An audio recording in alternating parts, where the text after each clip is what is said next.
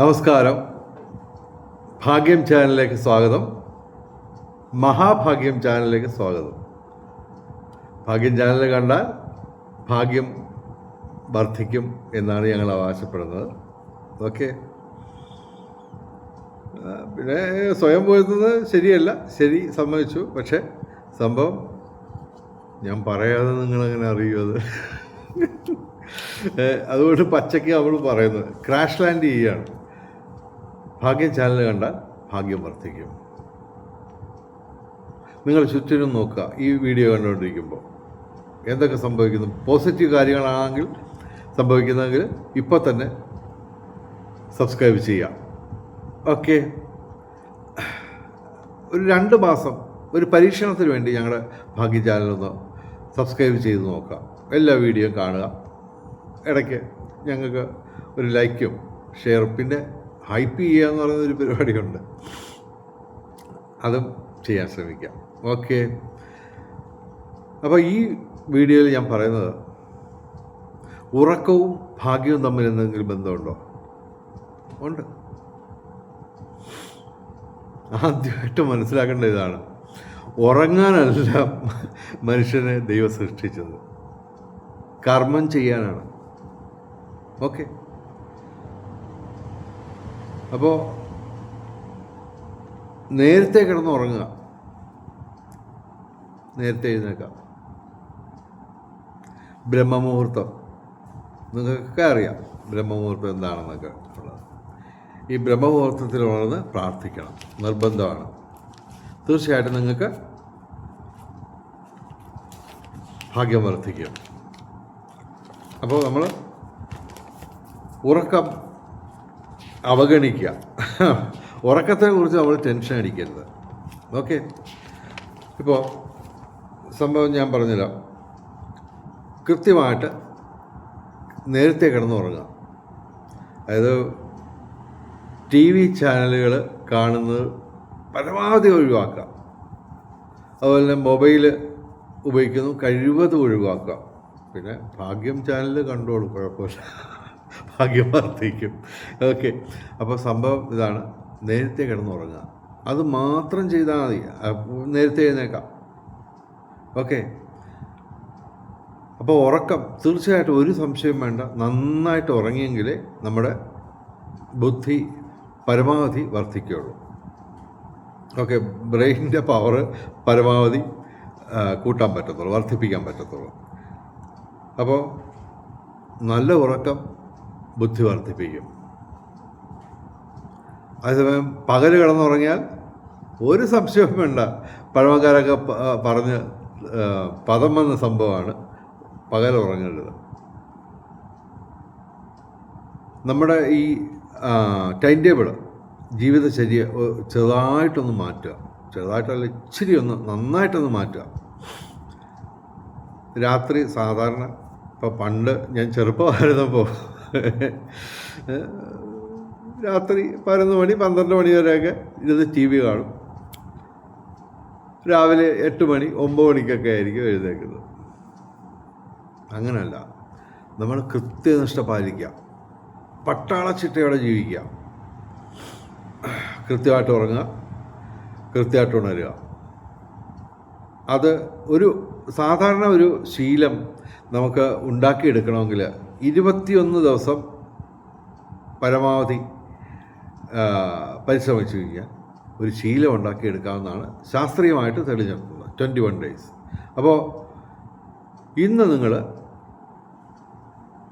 രാത്രി 8 മണിക്ക് കിടന്നുറങ്ങാൻ ശ്രമിക്കുക. ഉറക്കം വരത്തില്ല, ശീലമില്ലെങ്കിൽ ഉറക്കം വരത്തില്ല, ഉറപ്പാണ്, 100%. തിരിഞ്ഞ് മറിഞ്ഞ് കിടക്കുക. ഓക്കെ. അതുപോലെ നമ്മൾ ഈ മൊബൈലിലും TV-യിലുമൊക്കെ അതുപോലെ വല്ലതും വായിക്കുക, അങ്ങനെയൊക്കെയുള്ള സംഭവമുണ്ട്. അപ്പോൾ അതെല്ലാം തന്നെ നമ്മുടെ കണ്ണിന് മാത്രമല്ല ബ്രെയിനിനും ദോഷമാണ്.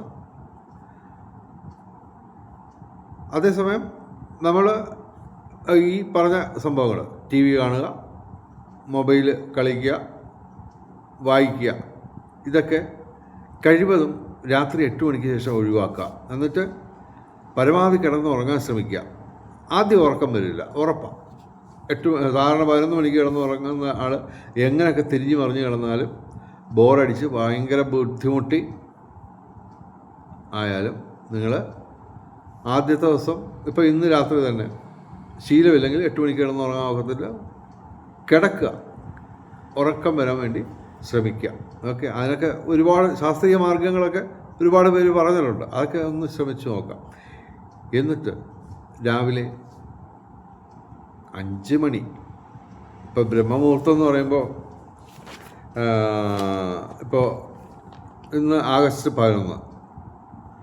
11 ബ്രഹ്മമുഹൂർത്തം വരുന്നത് രാവിലെ 4:42 AM 5:30 AM ഇടയിലാണ്. ഓക്കെ, അപ്പോൾ നമ്മളൊരു 5 മണിക്ക് എഴുന്നേൽക്കുക. 5 മണി ഏറ്റവും മാക്സിമം ടൈമാണ് ഞാൻ പറഞ്ഞത്. 5 മണിക്ക് മുമ്പ് എഴുന്നേൽക്കാൻ പറ്റുന്നെങ്കിൽ അത്രയും നല്ലത്. അപ്പോൾ ഒരു ടൈമിൽ നമ്മൾ അലാറം വെക്കുക. ഓക്കെ, ഇന്നിപ്പോൾ രാത്രി 8 മണിക്ക് കിടക്കുന്നു, നമുക്ക് ശീലമില്ലെങ്കിൽ 11 മണിയൊക്കെ ആവും ഉറങ്ങാം, ശരി. പക്ഷേ രാവിലെ ഒരു 4:30 അല്ലെങ്കിൽ 4:45 പോട്ടെ, ചങ്കൂറ്റമുള്ളൊരു 4 മണിക്ക് അലാറം വെക്കുക. ഏകദേശം 5 മണിക്ക് മുമ്പായിട്ട് എഴുന്നേൽക്കുക. എഴുന്നേറ്റ് രാവിലെ കുളിക്കുന്നത് ഈ പലർക്കും ജലദോഷമൊക്കെ വരും. പക്ഷെ ഒരു കാര്യം മനസ്സിലാക്കുക, ജലദോഷം വന്ന് ആരും ഇതുവരെ മരിച്ചിട്ടില്ല.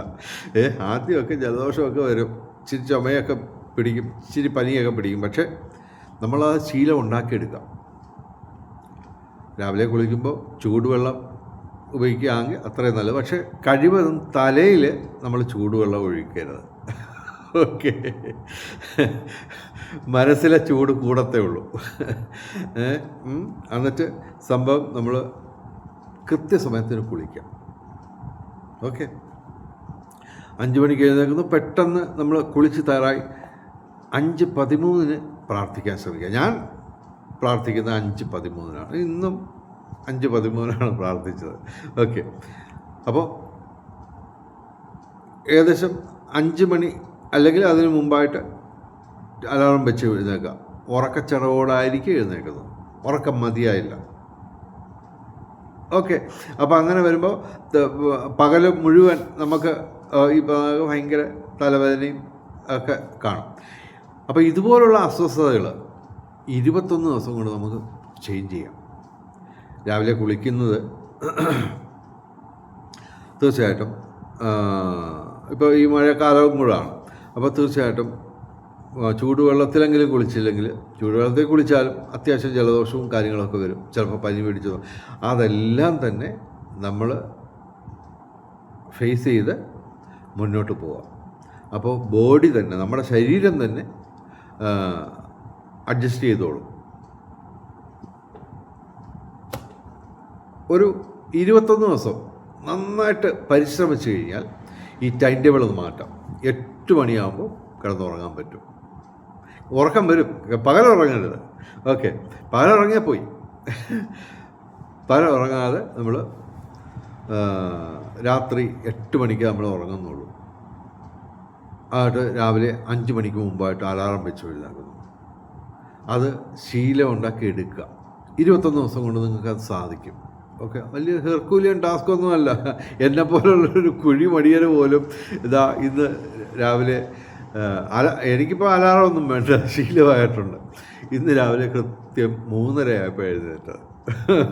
ഓക്കെ, എന്നിട്ട് കുറേ വർക്കുകളൊക്കെ ചെയ്ത് എന്നിട്ട് 5:13 ഞാൻ പ്രാർത്ഥിച്ചു. അപ്പോൾ ബ്രഹ്മമുഹൂർത്തത്തിൽ പ്രാർത്ഥിക്കുക. അതാണ് ഏറ്റവും പ്രധാനമെന്ന് പറഞ്ഞാൽ നമ്മൾ ഈശ്വരൻ്റെ കൈ പിടിക്കുക. ഈശ്വരൻ്റെ കൈ പിടിച്ചാൽ നമുക്ക് മുന്നോട്ട് പോകുമ്പോൾ, ഈശ്വരൻ്റെ കൈ പിടിച്ച് നമ്മൾ മുന്നോട്ട് പോകുമ്പോൾ ഏത് പ്രതിബന്ധവും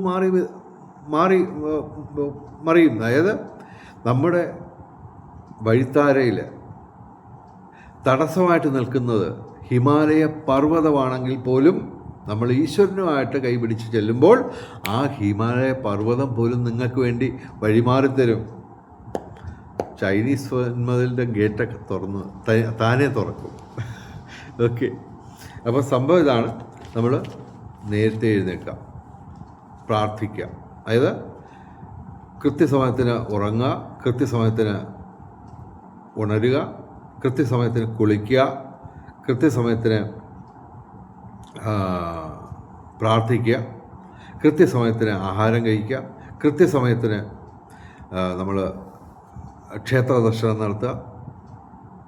അങ്ങനെ നമ്മൾ ഈ വളരെ പെട്ടെന്ന് ഇങ്ങനെ ഒരു പട്ടാളച്ചിട്ടയുടെ അങ്ങോട്ട് ജീവിച്ചു തുടങ്ങുമ്പോൾ ഈശ്വരനൊന്ന് ശ്രദ്ധിക്കും. ഈശ്വരന് മനസ്സിലാവും നിങ്ങൾ ഭാഗ്യം ചാനൽ സബ്സ്ക്രൈബ് ചെയ്തിട്ടുണ്ട്, വീഡിയോ ഒക്കെ കാണുന്നുണ്ട്, അതിനനുസരിച്ചാണ് ഇവൻ പഠിച്ചത്. കൃത്യനിഷ്ഠയോടെ ഉള്ള പരിപാടികൾ ചെയ്യാം. ഓക്കെ, അപ്പോൾ തീർച്ചയായിട്ടും ഈശ്വരന് നമ്മളോട് താല്പര്യം തോന്നും. അപ്പോൾ യഥാർത്ഥത്തിൽ ഈ കൃത്യനിഷ്ഠയോടെ പ്രാർത്ഥിക്കുകയും അങ്ങനെയൊക്കെ ചെയ്യുമ്പോൾ തീർച്ചയായിട്ടും നമ്മൾ ഈശ്വരൻ ശ്രദ്ധിക്കും. സ്വാഭാവികമായിട്ടും നമുക്ക് ഭാഗ്യം വർദ്ധിക്കുകയും ചെയ്യും. പലതരത്തിൽ ഭാഗ്യം വർദ്ധിക്കുക. അത് മാത്രമല്ല, പൊതുവെ ഈ സൈക്കാട്രിസ്റ്റുകളൊക്കെ പറയുന്നൊരു സംഭവമാണിത്. കൃത്യ ടൈമിൽ എഴുന്നേൽക്കുക, അപ്പോൾ ആഹാരം കഴിക്കുക, അതെല്ലാം തന്നെ എന്ത് കാര്യവും. ഒരു ചായ കുടിക്കുന്നത് പോലും കൃത്യസമയത്തിനാക്കി നോക്കൂ. പരിശ്രമം കൊണ്ട് നമുക്ക് നേടിയെടുക്കാവുന്നേ ഉള്ളൂ. എന്നെപ്പോലുള്ള കുഴിമടിയന് പോലും അതൊക്കെ സാധിക്കുന്നു. അതുകൊണ്ടെന്താ, ഇന്ന് എനിക്ക് 1 രൂപ ലോണില്ല, കടവില്ല, നമ്മൾ സുഖമായിട്ട് ജീവിക്കുന്നു. ഓക്കെ, കടമെടുക്കാതെ ഉള്ള പണം കൊണ്ട് നമ്മൾ ബിസിനസ് ചെയ്യുക, അങ്ങനെയൊക്കെ ചെയ്യുന്നു. അപ്പോൾ അത് നിങ്ങൾക്ക് നേടാവുന്നതേ ഉള്ളൂ. ഓക്കെ, ഞാൻ പിന്നെ ദശാബ്ദങ്ങളായിട്ട് ഈ ശീലം ചെയ്തുകൊണ്ടാണ് നമുക്ക് നേട്ടങ്ങൾ കാര്യങ്ങളൊക്കെ വരുന്നത്.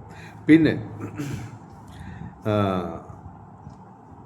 ആദ്യമായിട്ട് മനസ്സിലാക്കേണ്ട ഇതാണ്, ഉറങ്ങാനല്ല മനുഷ്യനെ ഈശ്വരൻ സൃഷ്ടിച്ചേക്കുന്നത്, കർമ്മം ചെയ്യാനാണ്. ഓക്കെ, പിന്നെ ഉച്ചയ്ക്ക് ഉറങ്ങരുത്, അതും പറഞ്ഞു. ഓക്കെ, പിന്നെ പ്രധാനമായിട്ടുള്ളൊരു കാര്യം എന്ന് പറഞ്ഞാൽ, നമ്മൾ രാവിലെ ഉണരുമ്പോൾ തന്നെ രാത്രിയിലില്ല 8 മണിക്ക് ഉറങ്ങാനുള്ള ഒരു തയ്യാറെടുപ്പ് രാവിലെ തന്നെ തുടങ്ങുക. അതായത് ആദ്യമായിട്ട് വേണ്ടത് വെയിൽ കൊള്ളരുത്. ഓക്കെ, വെയിൽ കൊള്ളരുത്. വെയിലത്ത് നടക്കേണ്ടി വരികയാണെങ്കിൽ നമുക്ക് ഒരു കുട പിടിച്ചുകൊണ്ട് നടക്കുക. ഓക്കെ, പിന്നെ കൃത്യനിഷ്ഠ. പിന്നെ തീർച്ചയായിട്ടും മനസ്സിലാക്കേണ്ടതാണ്, പ്രാർത്ഥന മനസ്സിൻ്റെ വ്യായാമമാണ്. സൈക്കാട്രിസ്റ്റുകൾ പറയുന്നത് മനസ്സ് 3 ലെയറാണ്. 5% ബോധമനസ്സ്, 15% ഉപബോധ മനസ്സ്, 80% അബോധ മനസ്സ്. ഓക്കെ, അപ്പോൾ ഈ സാധനങ്ങളെ ഒന്ന് വരുതിക്ക് നിർത്താൻ പ്രാർത്ഥന, അതുപോലെ കൃത്യനിഷ്ഠ, ഇതെല്ലാം തന്നെ സഹായിക്കും. അപ്പോൾ നിങ്ങൾക്ക് മാനസികമായിട്ടും ശാരീരികമായിട്ടും തീർച്ചയായിട്ടും ആരോഗ്യം വർദ്ധിക്കും. അതുപോലെ മരുന്ന് കഴിക്കുന്നവരൊക്കെ കൃത്യം ടൈമിലേ കഴിക്കാവുള്ളൂ. രാവിലെ ബ്രേക്ക്ഫാസ്റ്റ് കഴിക്കുന്നത് ഒരു കൃത്യം ടൈമിന്, അതിനുശേഷം മരുന്ന് കഴിക്കുന്നു ഒരു കൃത്യം ടൈമിന്. ഇതെല്ലാം ഒന്ന് ശീലിച്ചു നോക്കുക. തീർച്ചയായിട്ടും നിങ്ങൾക്ക് കർമ്മം ചെയ്യാൻ തീർച്ചയായിട്ടും ഒരു ഉത്സാഹം, പുതിയൊരു ഉണർവ് പൊതുവെ ഉണ്ടാവും.